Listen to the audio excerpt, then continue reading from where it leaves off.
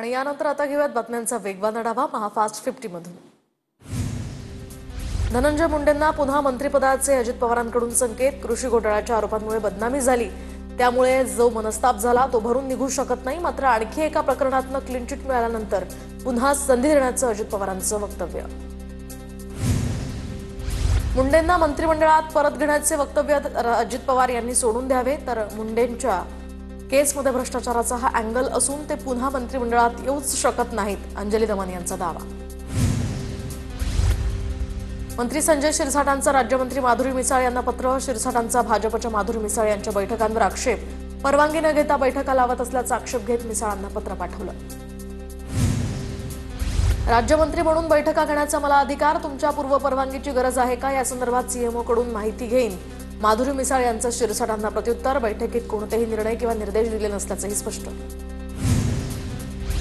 100 दिवसांचं प्रगती पुस्तक, शिंदेंचा विभागच मागे, सामनात वृत्त। शिंदेंचा गृह विभाग मागे, सामनाच्या वृत्तात उल्लेख। 66 पैकी 21 उद्दिष्ट अजूनही गाठता आली नाहीत, सामना वृत्तपत्राचा दावा। माणिकराव कोकाटे यांचा राजीनामा जवळपास निश्चित। माणिकराव कोकाटेंसंदर्भात फडणवीसांशी बोलून मंगळवारपर्यंत अंतिम निर्णय घेणार, अजित पवारांकडून कारवाईचे संकेत। मंत्रिमंडळामध्ये फेरबदल होणार, अमित शहा आणि फडणवीसांच्या बैठकीत चर्चा। दरम्यान वादग्रस्त मंत्र्यांच्या जागी आता नव्या चेहऱ्यांना संधी मिळणार, सूत्रांची माहिती। मुख्यमंत्री फडणवीसांनी केंद्रीय गृहमंत्री अमित शहांची भेट घेतली। दरम्यान राज्यातील मंत्र्यांवर या ठिकाणी झालेल्या घोटाळ्यांच्या आरोपांवर चर्चा झाल्याची माहिती, सूत्रांची माहिती। मंत्रिमंडळामध्ये बदल होणार का याकडे आता लक्ष। आदिवासी प्रकल्प अधिकाऱ्यांसह त्यांना पाठीशी घालणाऱ्या मंत्र्यांवर माझा रोष, आमदार शरद सोनावणेंचं स्पष्टीकरण। आमदार शरद सोनावणेंना पक्षांतर बंदीचं उल्लंघन केल्याप्रकरणी नोटीस। विजय कुऱ्हाडेंची विधानसभा अध्यक्ष राहुल नार्वेकरांकडे तक्रार। सोनावणेंचं विधानसभा सदस्यत्व रद्द करण्याचीही कुऱ्हाडेंची मागणी। मारहाणीचा प्रकार चुकीचा, सूरज चव्हाणांना तात्काळ पक्षातनं काढलंय, यापुढे त्यांना पक्षात स्थान देणार नाही असं अजित पवार म्हणालेत। विजय घाडगेंचा दावा।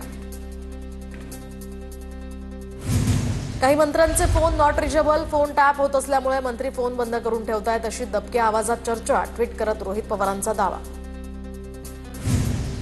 अजित पवारांनी मेट्रो कामाच्या पाहणी दरम्यान सरपंचांना सुनावलं, तर हिंजवडीचं आयटी पार्क राज्यातनं बाहेर चाललं, आपलं वाटोळं झालं। आयटी पार्क बंगळुरू हैदराबादला चाललं, अजित पवारांकडून संताप व्यक्त। उपमुख्यमंत्री अजित पवारांकडून हिंजवडीमध्ये पाहणी दौऱ्याच्या वेळी पहाटेच अधिकाऱ्यांची शाळा। कुणालाही मध्ये येऊ देऊ नका, कुणीही आडवी करू नका। अजित पवार मध्ये आला तरी 353 टाका, अजित पवारांचा अधिकाऱ्यांना सल्ला। नाशिक शहरामध्ये धार्मिक स्थळांवरील 138 अनधिकृत भोंग्यांवर कारवाई। विधानसभेमध्ये आमदार फरांदे यांनी ध्वनी प्रदूषणाच्या मुद्द्यावर लक्षवेधी सूचना दिली होती। राज्यात आज नागपूर, गोंदिया, चंद्रपूर या जिल्ह्यांना पावसाचा रेड अलर्ट, तर सिंधुदुर्ग, रायगड, रत्नागिरी, सातारा, नाशिक या जिल्ह्यांना पावसाचा ऑरेंज अलर्ट जारी।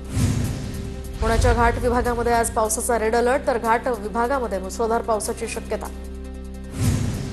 पुण्यात रात्री अनेक ठिकाणी मुसळधार पाऊस, धरण साखळी परिसरामध्ये सुद्धा जोरदार पाऊस। वातावरणात काहीसा गारवा निर्माण झाल्यामुळे नागरिकांना दिलासा। पावसामुळे काही ठिकाणी पाणी साचल्याचीही घटना। पालघर जिल्ह्यामध्ये हवामान खात्याकडून अतिवृष्टीचा इशारा, सर्व अंगणवाड्या, शाळा आणि महाविद्यालयांना सुट्टी जाहीर। बुलढाणा जिल्ह्यामध्ये अनेक ठिकाणी पावसाची हजेरी, तर काही ठिकाणी पावसाची संततधार सुरूच। हवामान खात्याकडून बुलढाणा जिल्ह्याला येलो अलर्ट जारी।